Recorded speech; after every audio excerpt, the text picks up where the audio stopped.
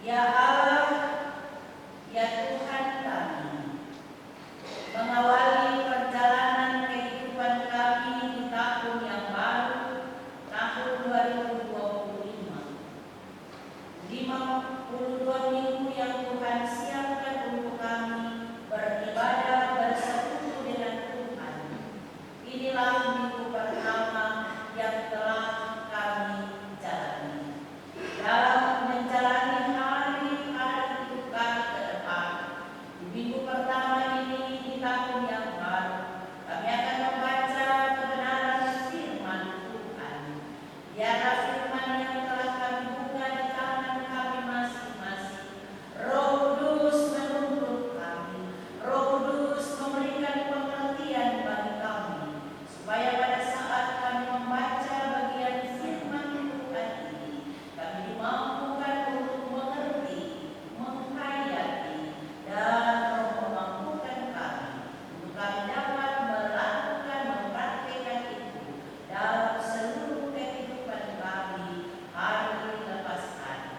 Dalam nama Tuhan Yesus Kristus, kami sudah berdoa. Amin. Amsal pasal 3 ayat 1 sampai ayatnya yang ke-26.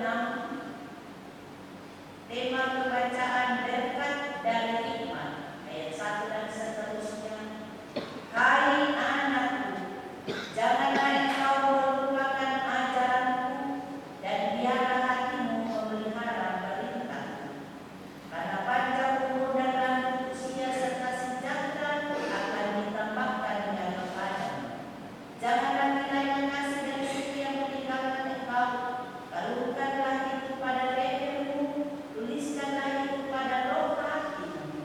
Maka engkau akan mendapat kasih dan penghargaan dalam pandangan Allah serta manusia. Percayalah kepada Tuhan dengan segenap hatimu, dan janganlah bersandar kepada pengertianmu sendiri. Akuilah Dia dalam segala lakumu, maka Dia akan meluruskan jalan. Janganlah engkau menganggap dirimu sendiri bijak. Takutlah akan Tuhan dan jauhilah kejahatan. Itulah yang akan menyembuhkan tubuhmu dan menyegarkan tulang-tulangmu. Muliakanlah Tuhan dengan hartamu dan dengan hasil pertama dari segala penghasilanmu. Maka lubuk-lubukmu akan diisi penuh sampai melimpah-limpah, dan bejana kemerahanmu akan meluap dengan air buah anggurnya. Hai anakku, janganlah engkau menolak didikan Tuhan, dan janganlah engkau bosan akan peringatannya. Karena Tuhan memberi ajaran kepada yang dikasihinya, seperti seorang ayah kepada anak yang disayangi. Berbahagialah orang yang mendapat hikmat, orang yang memperoleh kepandaian, karena keuntungannya melebihi keuntungan perak, dan hasilnya melebihi emas. Ia lebih berharga daripada permata. Apapun yang kau inginkan tidak dapat menyamainya. Umur panjang ada di tangan kanannya, di tangan kirinya kekayaan dan kehormatan. Jalannya adalah jalan penuh bahagia, segala jalannya sejahtera semata-mata. Ia menjadi pohon kehidupan bagi orang yang memegangnya. Siapa yang berpegang padanya akan disebut berbahagia. Dengan hikmat Tuhan telah meletakkan dasar bumi, dengan pengertian ditetapkan langit. Dengan pengetahuannya air samudera raya berpancaran, dan awan meninggikan embun. Hai anakku, janganlah pertimbangan dan kebijaksanaan menjauh dari matamu. Peliharalah itu, maka itu akan menjadi kehidupan bagi jiwamu dan perhiasan bagi lehermu. Maka engkau akan berjalan di jalan dengan aman, dan kakimu tidak akan terantuk. Jikalau engkau berbaring, engkau tidak akan terkejut, tetapi engkau akan berbaring dan tidur nyenyak. Janganlah takut kepada kekejutan yang tiba-tiba, atau kepada kebinasaan orang fasik bila itu datang. Karena Tuhanlah yang akan menjadi sandaranmu dan akan menghindarkan kakimu dari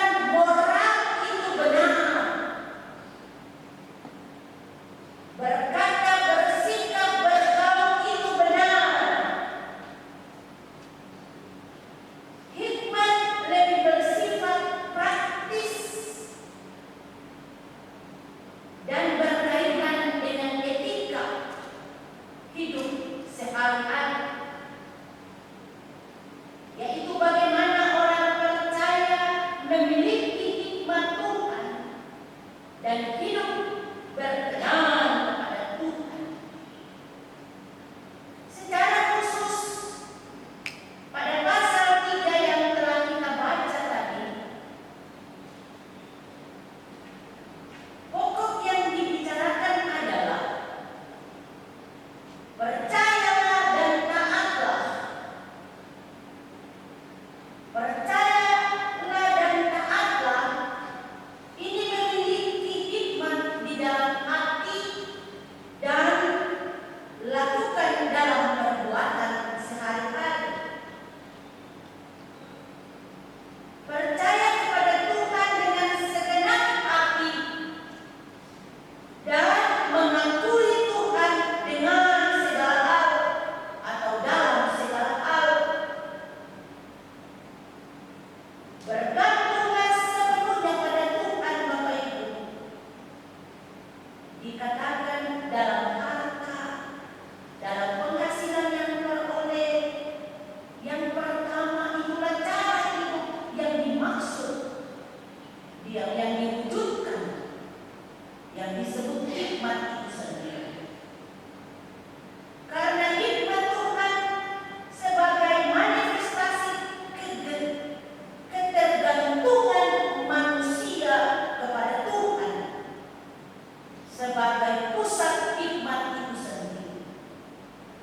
Sehingga dari bacaan kita Amsal pasal 1, pasal 3, ayat 1 sampai dengan ayatnya yang ke-26 ini, mari kita melihat ada 3 bagian penting.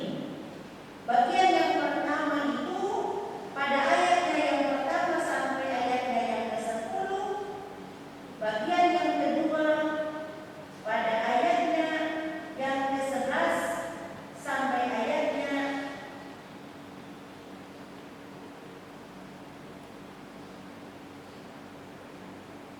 yang ke-21 sampai ayatnya yang ke-26.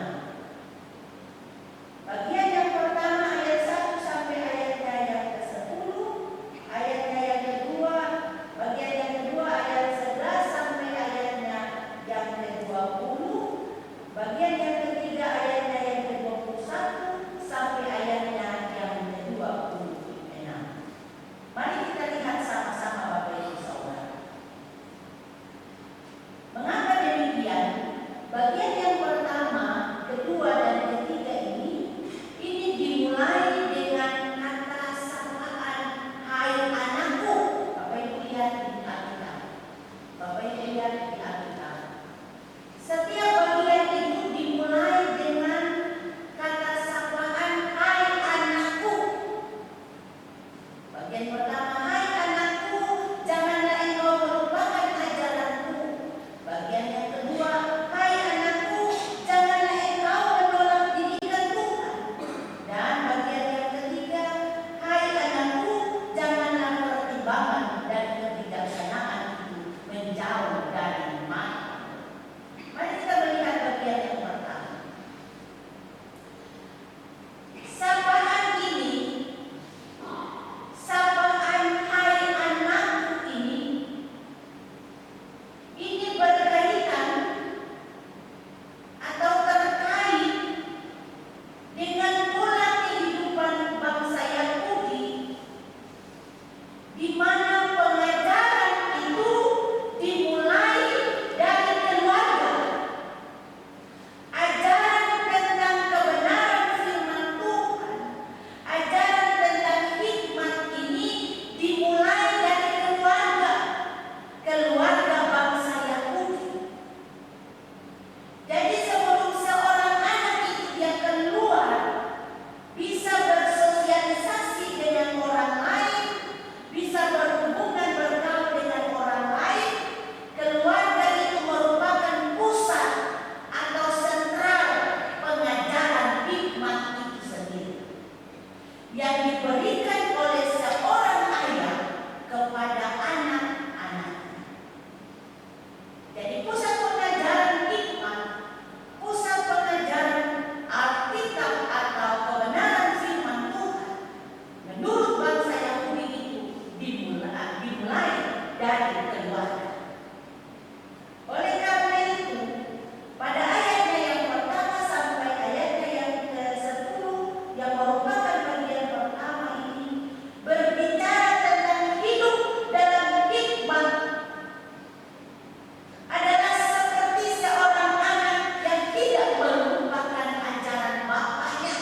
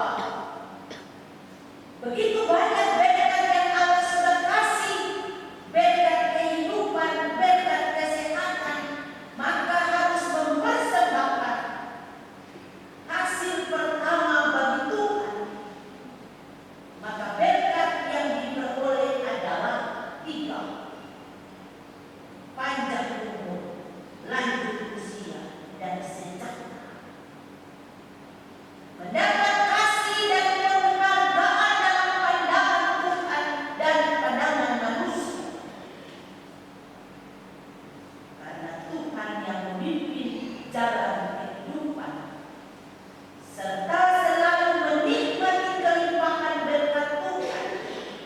Sebab Tuhan berkata, lubung-lubungmu akan selalu diisi penuh. Memiliki kasih setia Tuhan berarti tidak meninggalkan kasih setia Tuhan. Sebab kasih setia Tuhan dikalungkan pada leher dan dituliskan pada loh hati. Kasih dan setia Tuhan selalu terikat dan tidak dapat dipisahkan dari kehidupan anak-anak Tuhan. Ini merupakan nasihat, merupakan ajaran yang pertama dari bagian ini.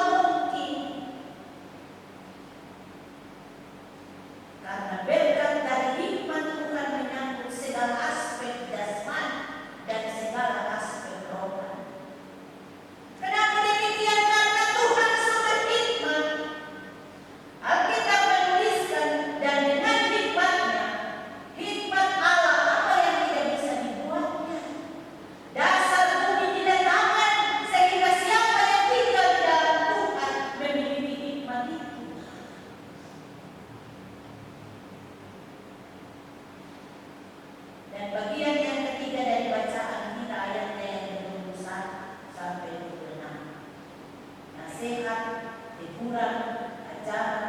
Hai anakku, janganlah pertimbangan dan kebijaksanaan itu menjauh dari matamu. Pelihara itu. Ayat 21 sampai ayatnya yang ke-26 ini.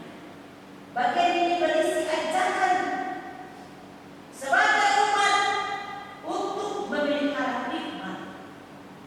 Untuk memelihara hikmat itu dan menjadikan Tuhan sebagai sandaran hidup dan penopang yang memberi kepercayaan diri, rasa aman, berkat dari memelihara iman, yaitu jalan yang aman. Alkitab menuliskan tidur yang nyenyak dan hidup yang tenang tanpa ketakutan. Orang yang memiliki hikmat, dia akan melakukan yang benar dalam kehidupan keseharian. Karena roh Allah yang ada dalam kehidupan kita yang adalah iman, dia tidak mau umat yang melakukan hal yang tidak benar. Sehingga dari bagian ini, ayat 1 sampai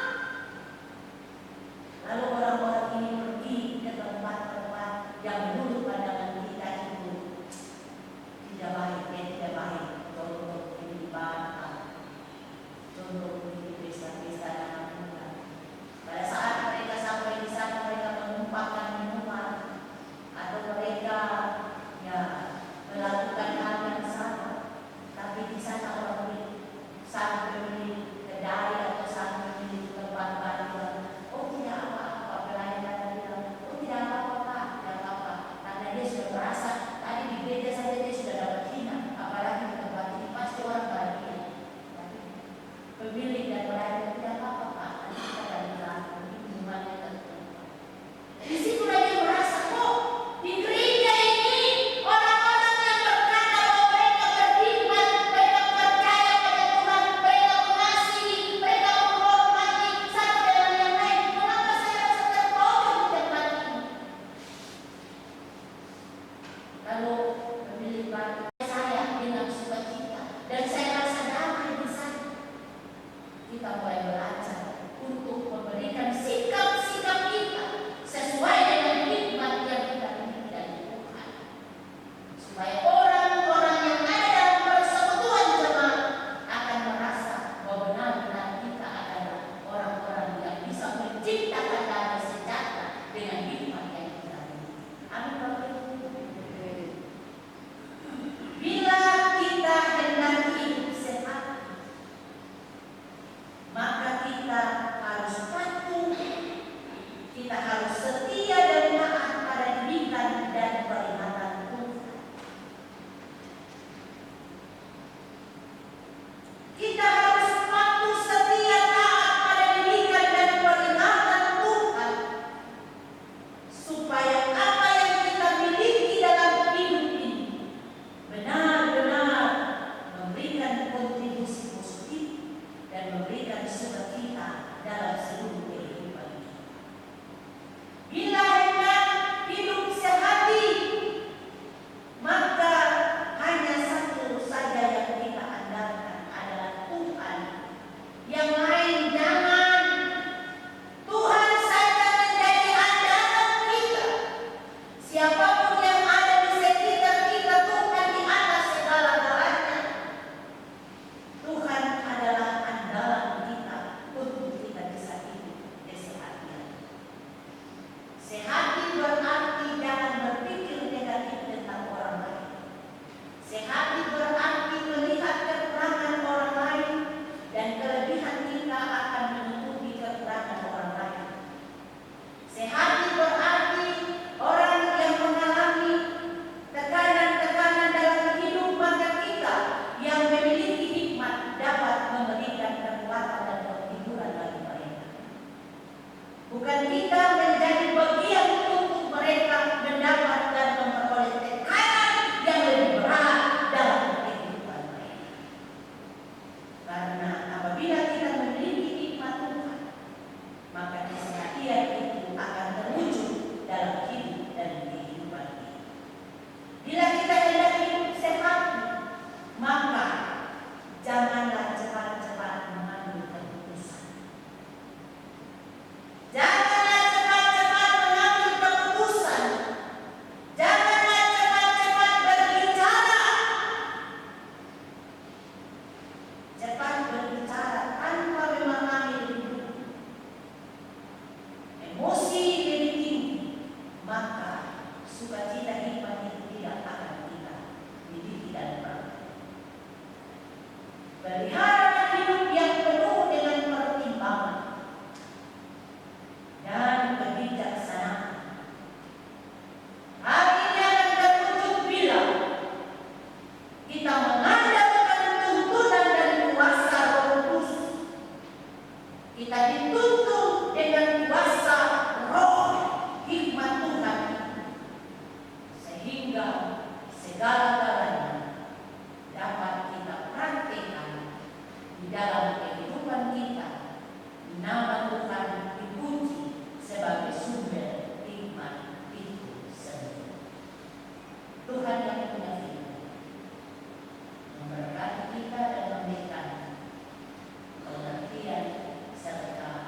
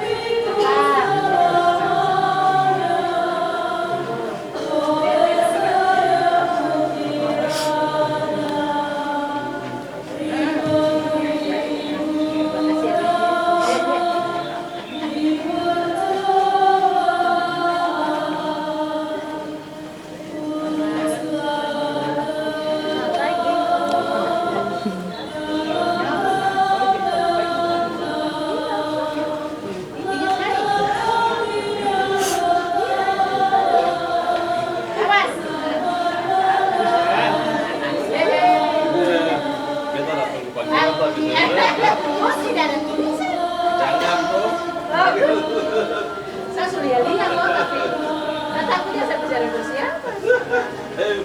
Bapak, ya. Ya, ada.